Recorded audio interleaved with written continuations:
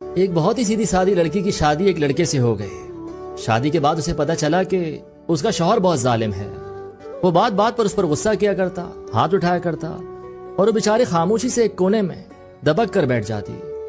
کچھ ٹائم بعد اس کی اولاد بھی پیدا ہو گئی، لیکن شوہر نے غصہ کرنا اور ہاتھ اٹھانا نہیں چھوڑا۔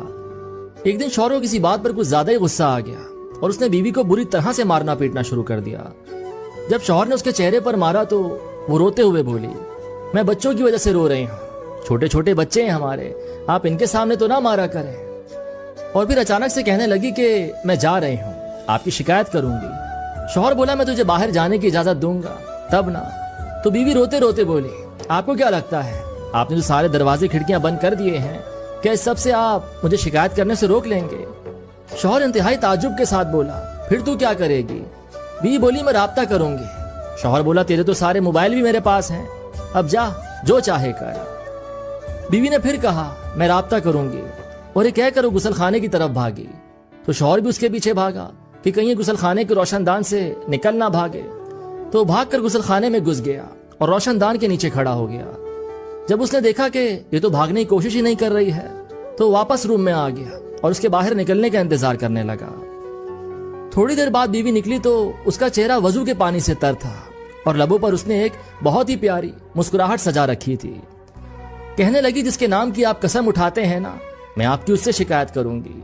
آپ کے چھوٹے موٹے بند دروازے کھڑکیاں، موبائل کی ضبطی سمیت کوئی بھی چیز مجھے اس سے رابطہ کرنے سے نہیں روک سکتی۔ میرے خدا کے دروازے کبھی بند نہیں ہوتے۔ شوہر اپنا رخ بدل کر کرسی پر بیٹھ گیا اور خاموشی کے ساتھ ایک گہری سوچ میں ڈوب گیا۔ ادھر بیوی نے بھی نماز میں لمبے لمبے سجدے کرنے شروع کر دیے۔ شوہر بیٹھا یہ سب دیکھ رہا تھا۔ جب بیوی نماز سے فارغ ہو کر دعا کے لیے اپنے ہاتھ اٹھانے لگی تو شوہر بھاگ کر اس کی طرف لپکا اور اس کے ہاتھ پکڑ لیے۔ کہنے لگا، سجدے میں کی گئی بد دعائیں میرے لیے کافی نہیں ہیں کیا؟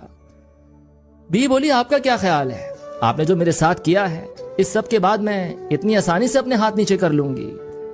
شوہر بولا، باخدا سب مجھ سے غصے میں ہو گیا، میں نے جان بوجھ کر نہیں کیا۔ تو بیوی رو پڑی اور بولی، مجھے پتا ہے کہ سب آپ سے غصے میں ہوا ہے۔ میں نے سجدے میں بد دعائیں آپ کو نہیں، اس شیطان کو دی ہیں جس نے ہمیں لڑوایا ہے۔ میں اتنی احمق نہیں ہوں اور نہ ہی اتنی ناسمجھ ہوں کہ اپنے شریک حیات مجازی خدا کے لیے بد دعا کروں۔ یہ سنتے شوہر کی آنکھوں سے آنسوؤں کی دھار بہنے لگی۔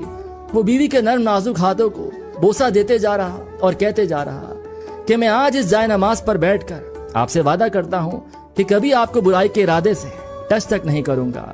اور اس نے روتے روتے بہت ہی محبت کے ساتھ اسے اپنے گلے سے لگا لیا۔